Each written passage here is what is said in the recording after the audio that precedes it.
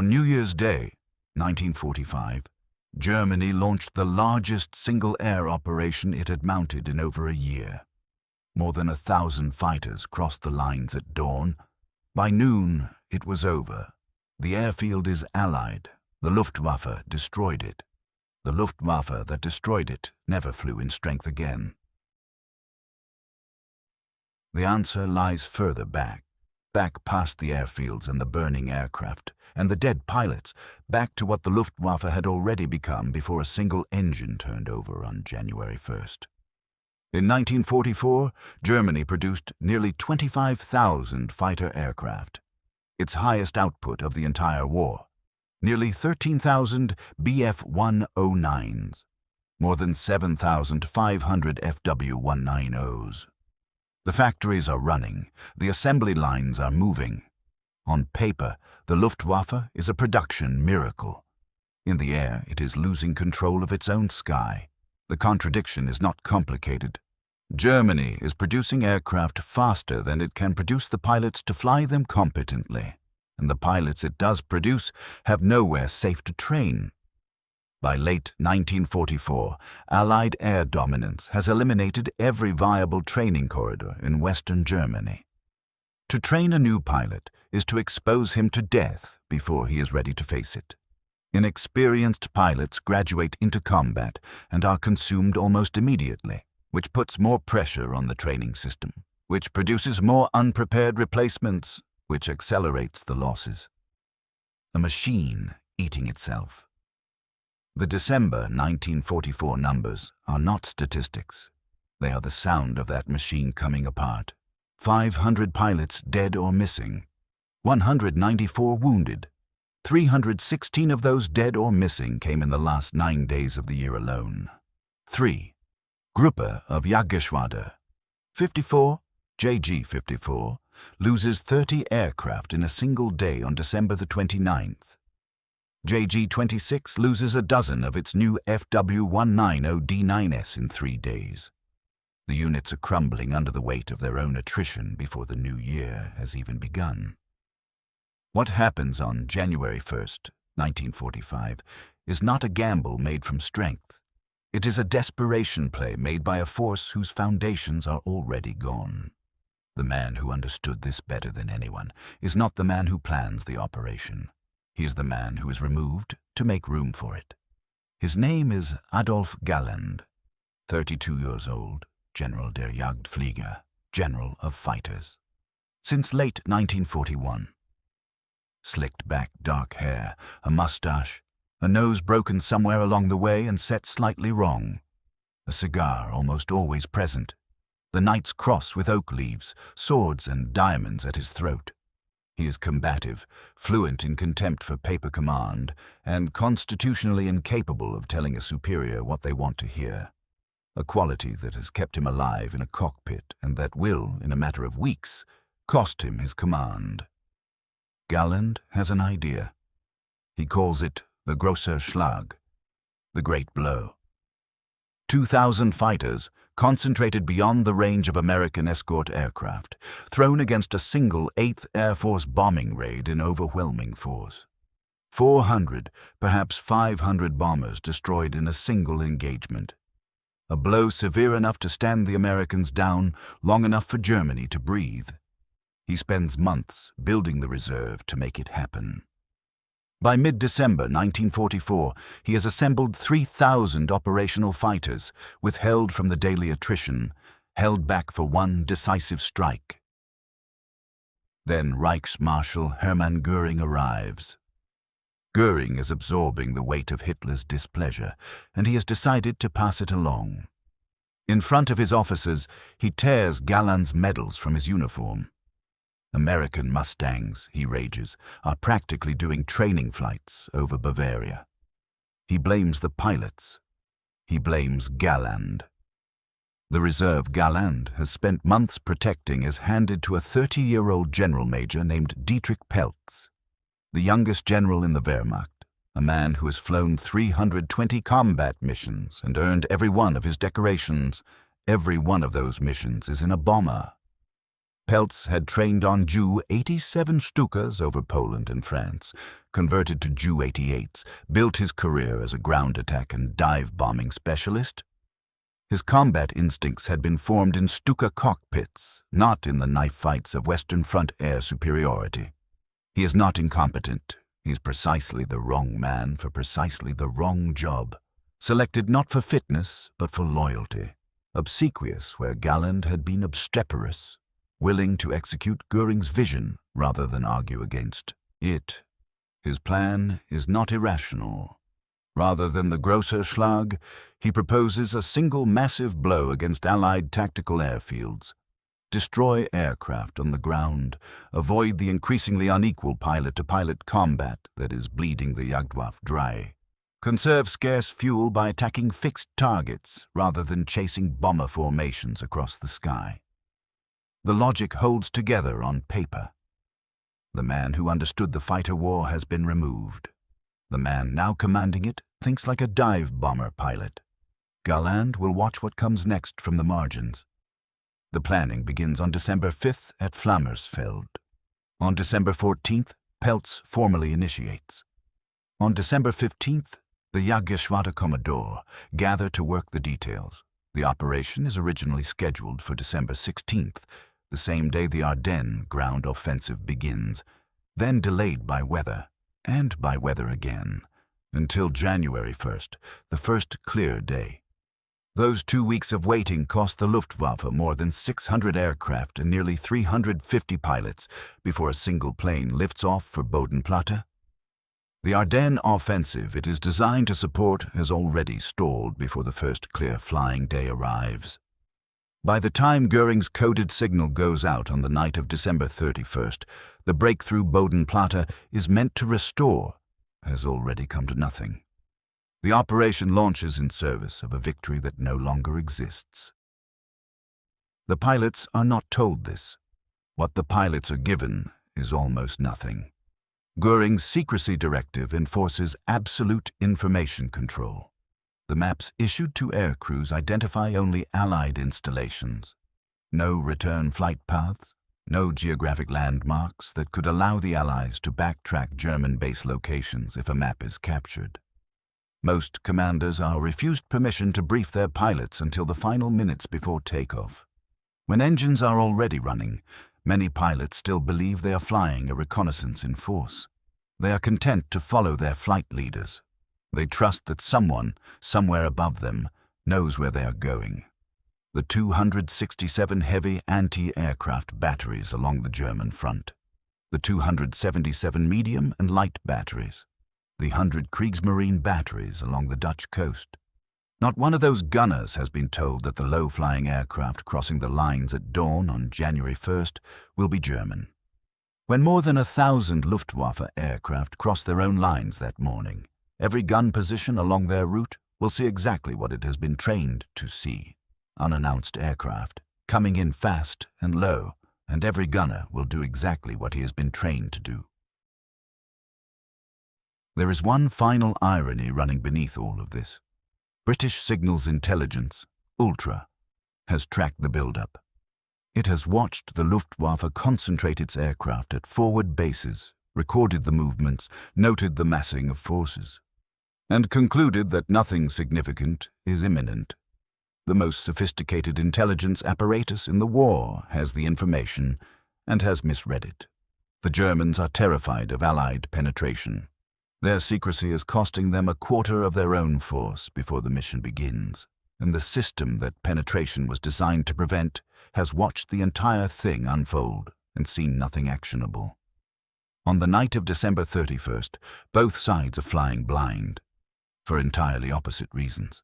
The Allies have good reason to celebrate. They take it. At Eindhoven, in the Netherlands, leading air craftsman Desmond Shepard spends the first hours of 1945 with his mates from RAF No. 137 Squadron. Beers in the mess, cold night outside, aircraft in long rows on the apron, reduced manning at the radar stations, at the anti-aircraft positions. There's no reason the night should be anything but a party. It isn't. On the German side of the lines, there is no party. Celebrations are forbidden. Alcohol is verboten. Pilots go to bed early or lie awake in cold billets. Ground crews work through the night under lights, preparing every serviceable aircraft on the strength. The field smells of exhaust and hydraulic fluid and frozen mud. In the pre-dawn darkness of January 1st, 19-year-old Sergeant Werner Molger arrives at his base. What he sees when he turns onto the field, he will not forget. 50 FW-19OD-9S have been taxied from their dispersals by the ground crews and lined up at the edge of the field, sitting in the last light of the moon, as if for parade inspection. 50 aircraft in the moonlight. Cold engines. Pilots who do not know exactly where they are going. The ground is frozen hard. The stars are fading at the edges of the sky. Somewhere across the lines, men are sleeping off the last night of the year. The first engine turns over in the dark. Between 7:25 and 9:20 in the morning, more than 1,000 German aircraft lift off from bases across Western Germany and the Netherlands. They form up at low altitude, drop lower still, and drive west. Beneath Allied radar, skimming hedgerows, appearing over tree lines with almost no warning. At 150 feet, they are below the rooftops of some of the towns they cross. Corporal Jeffrey Cook is at his post on top of the lighthouse at Walcheren Island, manning a radar position when he looks out and sees something he has never seen coming from that direction. Hordes of aircraft flying toward the Belgian coast, many of them lower than his perch on the lighthouse. He will later say it was a grandstand view of the last major effort of the Luftwaffe. He is right. He just doesn't know it yet. The guns along the German lines begin to fire. They have not been told. The first aircraft going down before a single Allied target has been struck are German. This is, at the scale of the morning, a quiet sound. By noon, it will be deafening. The attack reaches Eindhoven at 9:15. Approximately 75 FW-190s and Bf-109s of Jagdgeschwader. 3 come in over the tree lines at the field's edge. JG-3 knows this airfield. It was a Luftwaffe base before September 1944. The brick buildings, the dispersed taxiways, the earthen revetments are all familiar. Dutch pilot Flight Lieutenant Robbie van Zinnik Bergman is showing his brother around the field that morning. He watches the first pass. Later, he will describe what the Germans find. 300 aircraft parked in line, fuel and ammunition dumps, vehicles of every type. Fires start all over the field. Typhoons abort their takeoff runs. Pilots leap from cockpits and run. The attack lasts 25 minutes. Canadian number 124 wing alone loses 24 aircraft destroyed or damaged. Number 39 reconnaissance wing loses 30. Number 143 wing loses 29. By any tactical measure, Eindhoven is Bodenplatte's best result. But watch the attacking pilots. They circle back over the field again and again, too slow, too high, flying straight and level into the growing accuracy of the guns below them. Allied gunners who were stunned by the first pass find their range on the second, the third. Flight Lieutenant Ronnie Schuard, watching from the ground at Antwerp-Deurne, shouts at the aircraft passing overhead, "Weave, you stupid bastards!" They are flying straight and level. Group Captain Dennis Gillam watches from 146 wing and says quietly, "If any of my boys put on a show like that, I'd tear them off a strip." The German pilots were briefed 5 minutes before takeoff. They were following their flight leaders. They had been told it was a reconnaissance in force. At Ghent/St. Denis-Westrim, the operation finds its first structural failure. The 31 Spitfires of number 131 Wing's Polish squadrons had taken off between 0815 and 0830 on bombing missions. When 36 FW-190s of 2/JG-1 arrive at 0930, the aircraft they came to destroy are already gone. They attack the infrastructure, the parked equipment, the buildings. 3 Polish ground personnel are killed, 18 wounded. Then the Spitfires start coming home. Lieutenant Wasław Chojnacki of 308 Squadron returns early. A problem with his bomb release mechanism. He sees the attackers, shoots down an FW-190 that crashes into a B-17 on the field, and is immediately overwhelmed and killed. As the other Spitfires return in ones and twos, each pilot finds a dogfight waiting for him. The Polish wing claims 14 FW-190s destroyed. They lose 2 pilots. 2/JG-1 loses 17 of the 36 aircraft it sends. An operation designed to destroy aircraft on the ground found the aircraft in the air and paid for it. At Brussels-Melsbrook, the attack burns Air Marshal Sir Arthur Coningham's personal Dakota and destroys 2 entire squadrons of reconnaissance aircraft. Among the wreckage, reportedly, is Göring's own transport, the Reichsmarshal's plane, destroyed by the secrecy the Reichsmarschall mandated. Coningham arrives from Brussels to find his airfield in flames and his men still returning from the previous night. His driver recalls, "The Air Marshal was not at all pleased." The rules about staying overnight are subsequently reviewed. And then there is Ash. Ash Airfield, Y-29, is home to the 352nd Fighter Group of the 8th Air Force and the 366th Fighter Group of the 9th. Jagdgeschwader 11 sends 65 FW-190s and Bf-109s. But on the way in, the formation crosses Uphoven, and half the aircraft attack there instead. The navigational failure is a direct product of the half-empty maps. The maps stripped of landmarks to protect German base locations. The half that continues to Ash finds a very different reception than planned. The leader of the 487th Fighter Squadron, Lieutenant Colonel John Saymeyer, is already rolling down the runway on a scheduled combat patrol when the attack begins. He pulls up sharply and shoots down an FW-190 before his landing gear has fully retracted. Captain William T. Wisner takes off with his aircraft already trailing oil. He later files a report that captures the morning precisely. He decides there is no reason for landing immediately and turns toward the dogfight. He scores 4 kills. On the ground, a group of Americans watch German pilots take run after run at a parked B-17. The bomber has no fuel, nothing aboard that will catch fire. The pilots circle it, strafe, pull up, come around again. It just sat there, one crewman will recall, and absorbed their gunfire like a large sponge. It does not burn. It absorbs. Impervious and enormous, while men die trying to destroy it. The 487th Fighter Squadron scores 23 kills while losing 2 aircraft damaged. They are outnumbered 3-1. JG-11 loses 28 aircraft and 24 pilots, including its Commodore, Major Günther Specht, one of 3 wing commanders killed on January 1st. When it is over, 366th Commander Colonel H. Norman Holt says, "We hope at least one of their pilots got back to tell the story." By noon, they are coming home. Not in formation. Formations require planning, coordination, fuel.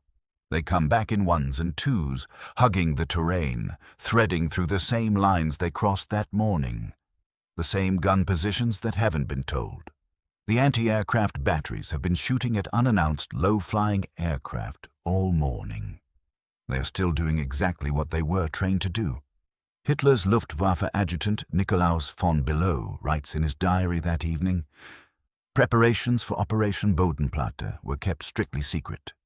Nevertheless, the attack was greeted with heavy Allied anti-aircraft fire. On the way back, our aircraft flew over accurate German flak, the batteries not having been informed of the operation on the grounds of secrecy. The man who designed the secrecy was sitting in Berlin while it happened. An estimated 1/4 of all German losses that day come from German guns. Not Allied fighters, not Allied anti-aircraft. German batteries firing on German pilots because the man at the top of the command chain valued surprise over the lives of the men executing his plan. The final tally when the airfields are surveyed and the records reconciled. Approximately 305 Allied aircraft destroyed, 190 damaged. the vast majority on the ground. Allied aircrew casualties were small. Most of what burned had no one in it. The Luftwaffe loses 271 fighters, more than 200 pilots killed, captured, or wounded. Among them, more than 60 experienced pilots. The commodity Germany cannot produce, cannot train, cannot replace. 3 wing commanders, 5 group commanders, 14 squadron leaders. The 365th Fighter Group is back in the air that afternoon. Ground crews had spent the morning cannibalizing wrecked P-47s for parts. Within a week, the aircraft destroyed or replaced. The Germans cannot replace their pilots. They have not been able to replace them for months. That was the whole shape of the problem before Bodenplatte began, and Bodenplatte made it immeasurably worse. In the remaining 17 weeks of the war, the Luftwaffe will never mount another large-scale operation. Luftwaffe Sergeant Stefan Kohl is shot down at Metz-Frescati and taken prisoner. His unit, JG-53, has destroyed approximately 22 P-47 Thunderbolts on the ground.